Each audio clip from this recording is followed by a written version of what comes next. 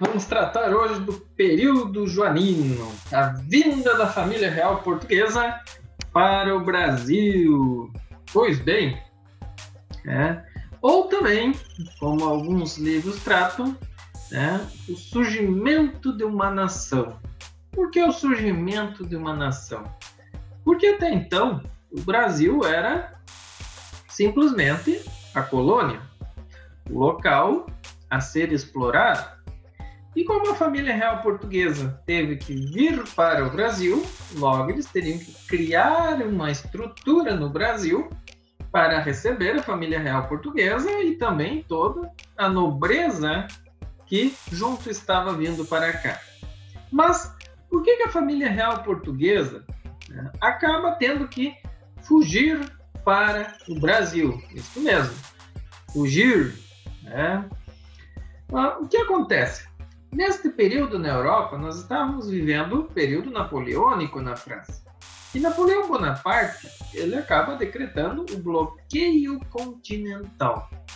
Mas este bloqueio continental, conforme aparece no mapa aqui, ele era um bloqueio a qual país? Exato, a Inglaterra. A França queria quebrar o mercado consumidor inglês. O que Napoleão faz? Decreta que todos os países que tivessem relações comerciais com a Inglaterra e não aderissem ao bloqueio continental seria invadido. Porém, Portugal já possuía relações comerciais com a Inglaterra desde 1703. E aí, ficou um impasse. Se Portugal não tivesse essas relações comerciais com a Inglaterra, Napoleão, então a França invadia Portugal. Se, porventura, Portugal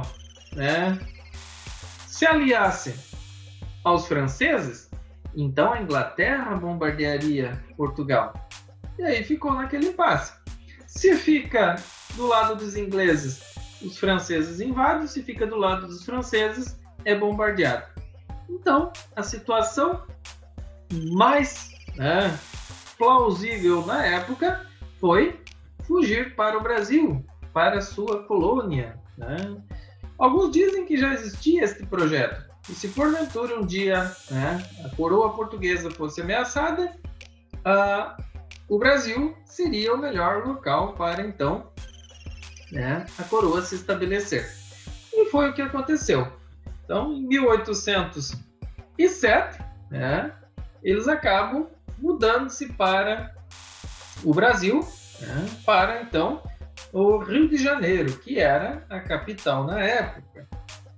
Pois bem, mas toda, então, a nobreza portuguesa, juntamente com a coroa, vem para o Brasil, para o Rio de Janeiro, mas Dom João resolve dar uma passadinha na Bahia, a antiga capital, para dizer que ele estava olhando pelos nordestinos. Ele não ia deixar o povo do Nordeste ou da Bahia desamparado.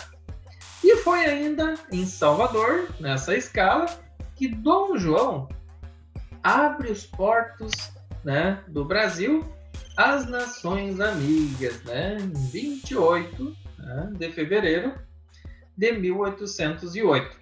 Então, temos aqui uma imagem representando a chegada de Dom João à Bahia e a abertura dos portos às Nações Amigas. Sabendo vocês que essas Nações Amigas era a Inglaterra. A Inglaterra era as Nações Amigas. Por que firmar, abrir estas relações comerciais para os ingleses? Vejam bem, este decreto, pessoal, este ato de Dom João, ele não só abria os portos, mas ele dava fim ao Pacto Colonial. Porque pelo Pacto Colonial, o Brasil só podia comercializar com Portugal, só que Portugal agora estava nas mãos dos franceses. Logo então, tinha que revogar o pacto colonial. E este decreto de abertura, né, dos portos brasileiros às nações amigas abria os portos a relações comerciais com outros países, a Inglaterra, porque foi a Inglaterra que escoltou a família real portuguesa para cá. A grande maioria dos navios que trouxe a nobreza portuguesa, a família real, para o Brasil, era da Inglaterra. Logo, Portugal, o Dom João ficou devendo favor aos ingleses. Então, o mais plausível era abrir os portos do Brasil aos ingleses, uma vez que os ingleses tinham poder, foram o primeiro país a se industrializar. Portugal devia dinheiro, e quando teve que os ingleses trazer os portugueses para o Brasil, ficou devendo ainda mais favor. Desta forma, então, nós temos aqui a assinatura deste decreto, de abertura dos portos, e um selo de 2008, marcando então os 200 anos da abertura dos portos à Inglaterra. Não esqueçam, pessoal, abertura dos portos às nações amigas é Amigas Inglaterra. Pois bem, a partir de 1810, então, entram em vigor outros tratados de comércio e amizade, mas com os ingleses. Na realidade, não mudou nada, O próprio decreto de antes, só que agora ficou escancarado, explícito que o Brasil estava aberto aos ingleses. E aí começou a vir de tudo, Como o Brasil, ou a família real portuguesa, ficou devendo favores aos ingleses, então vinha de lá algodão, só que o Brasil já produzia algodão, cordas, pregos, ferramentas e inúmeras bugigangas, o que vocês puderem imaginar. Até patins para gelo veio para o Brasil. Imagina alguém patinando no gelo no Brasil. Vocês vão dizer, mas é uma aberração. Sim, pessoal. E aí, como os brasileiros são muito criativos, o que se fazia com esses patins? Exato, povo. Maçaneta de porta. Então começaram, utilizava a bota do patins para as pessoas terem calçado, e a parte de baixo para esquiar no gelo, então, aquele facão, eles quebravam e dali faziam, então, maçaneta de portas. O brasileiro é uma alegria, ele dá um jeito em tudo. Eu só? Pois bem, pessoal, mas quando esta família real portuguesa, com mais de 10 mil nobres, chegam ao Rio de Janeiro, onde hospedar?